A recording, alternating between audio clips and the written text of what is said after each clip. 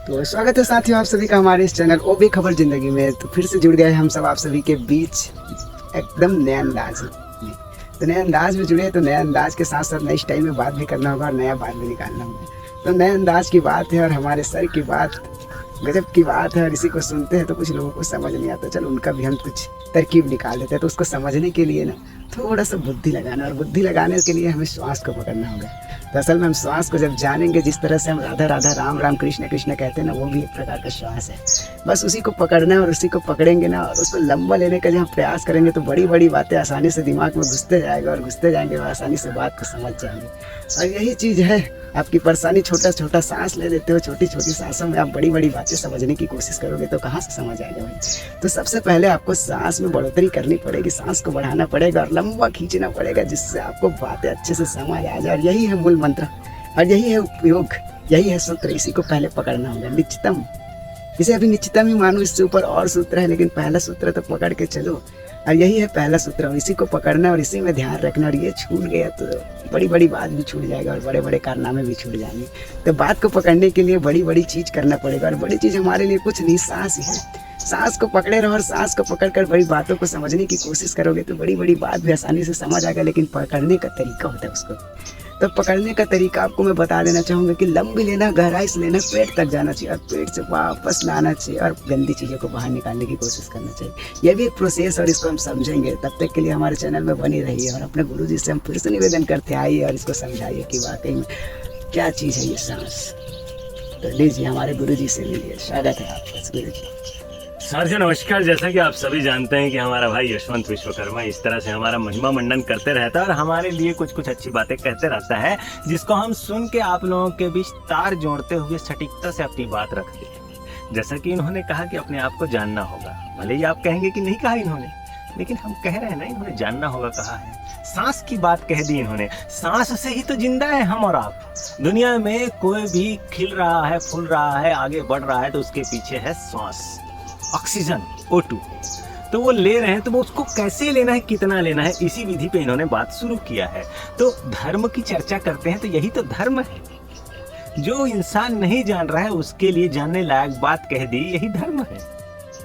इतना ही तो है। भगवान कृष्ण ने भी यही किया है, राम जी ने भी यही किया है, जितने भी जानने वाले आए सब ने यही किया है। किसी को महिमा मिला है, किसी को यूं दोनों हाथों में कील ठुकवाना पड़ गया।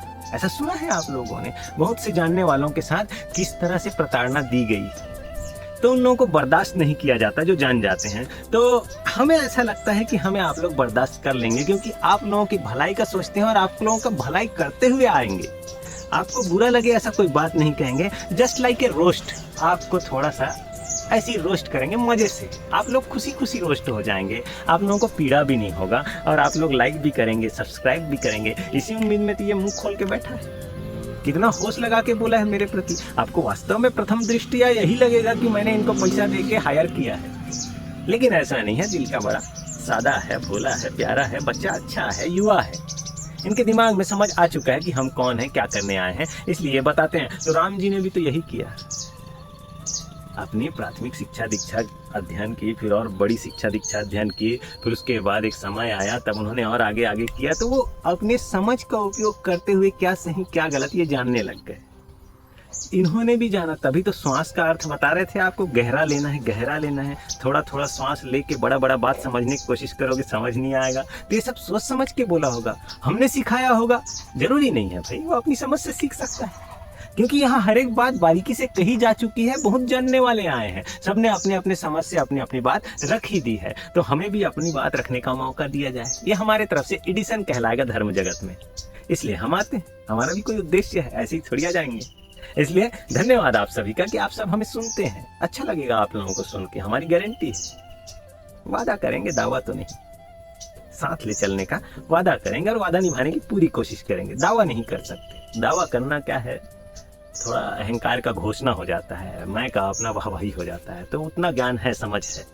इसलिए स्वागत है आप सभी का हमारे इस प्रोग्राम में, जिसे हम नाम दिए हैं कि ओ बेखबर जिंदगी आओ जागे। राम जी की चर्चा से जोड़ेंगे और इस तरह का हमारा एक भाई है रामनुमा, राम का ही अंश है।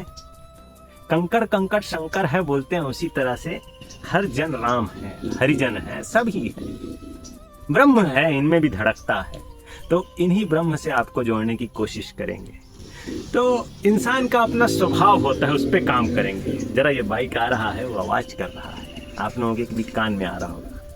तो समय कितना हो चुका है ये देख रहा हूँ, 6 मिनट हो गया है। इसको रोक दिया जाए क्या, बताइए आप। चलते हैं, कीजिए आधा घंटा तो आपने उसमें निकल जाएगा, इसको बस विदा देने में निकल जाएगा। अंकल नमस्कार। तो इस तरह से अंकल जी भी गुजरे, उनके गांव के हम मेहमान हैं, तालाब के किनारे सहारा लिए हैं, आसरा लिए हैं, सराय है हमारा और उन्होंने दिया है हम, तो धन्यवाद है, इसलिए नमन किए। तो बात यही है कि हमें सबको नमन ही करना है, प्रणाम ही करना है और प्रणाम करके महत्वपूर्ण बात बताना है। तो महत्वपूर्ण बात इतना ही है कि हम क्या करें। जीवन की अपनी एक धारा होती है जो श्वास की धारा है, श्वास की धारा है, यूं आती है यूं चली जाती है। उसी संबंध में मेरे भाई ने डिस्कशंस करना चाहा है आप लोगों के बीच, तो उसी को मैं थोड़ा गहरा करता हूँ। 1 मिनट की बात है, आप समझ जाए। ये तो स्वयं प्रेमानंद जी महाराज का शिष्य रह चुका आदमी है, राधा राधा नाम जपने वाला। लेकिन राधा नाम किस तरह से प्रासंगिक हो सकता है, ये बात मैं आप सभी लोगों के बीच रखना चाहूंगा। हर इंसान का अपना स्वभाव है, मन है, क्यों है? क्योंकि इंद्रियां हैं, मन का अपना हुकूमत चलता है इंद्रियों के प्रति। तो इंद्रियां क्या है, बटोर खिलाती हैं। इस तरह से स्वभाव होता है, तो स्वभाव ऐसे ही नीचे की तरफ जाता है, जैसे गुरुत्वाकर्षण काम कर रहा हो और सेंटर पॉइंट से स्खलित हो जाता है सबका। ये भी तो एक सच है, एक सामान्य धारा है, सामान्य फ्लो है, एक स्वाभाविक इंसानी फितरत है, ह्यूमन नेचर है, ये धारा है। इस धारा को हम अगर ध्यान से, ज्ञान से, गुरु आशीर्वाद से, परमात्मा कृपा से विपरीत मोड़ दिए, बोध से, ध्यान से, योग से, तो ये धारा जो है राधा नाम बन जाएगा और सांस सांस में बस जाएगा राधा राधा राधा राधा। राधे राधे राधे बोल मना तन का क्या पता, ये अपने अपने अंदाज में आप कह सकते हैं। पहले आप जान तो जाएं कि चीज क्या है। धारा को विपरीत मोड़ देना पड़ेगा, राधा नाम से जुड़ जाना पड़ेगा। यही नाम जप का अर्थ है हमारी नजर में, और नाम जप करते करते ये एक दिन समझ आ ही जाना है। प्रेमानंद जी महाराज भी यही कहते हैं। तो आइए राधा नाम के, अनंत नाम की कुछ उच्चारण हमारे भाई से सुनते हैं। स्वागत है यशवंत भाई। राधा नाम पे कोई महाराज जैसा बोलने की बात किया है, तो आज महाराज जैसा बोलना ही पड़ेगा। हमारे गुरु जी की ख्वाहिश है कि बोलिए, उसकी इच्छा तो नहीं तोड़ सकते, तो इच्छा तोड़ नहीं सकते, इसी वजह से हम आपको भी सुना देना चाहेंगे। गुरु जी के साथ साथ आप लोग भी सुन लीजिए कि राधा जी के 28 नाम जिस तरह से हमें याद करवाया था, उसे हम अभी भी याद करके रखें। तो गजब का नाम है यार। राधाम राशेश्वरी रम्या कृष्ण मंत्र आदि देवता सर्वदा सर्वंजा वृंदावन विहार निविंद राधे रमा शेष गोपी मंडल पूजिता सत्यम सत्यापर सत्यभामा श्री कृष्ण वल्लभा वृषभानुसुता गोपीमल प्रकृतिश्वरी गांधर्व राधिका रम्य परमेश्वरी परात्परा पूर्ण पुण्य चंदनी भानना भुक्ति मुक्ति प्रदा भव्याधि विनाशिनी। बस इतना ही, यही है गहराई वाली बात। गहराई वाली बात ये हम सीख लिए हमसे।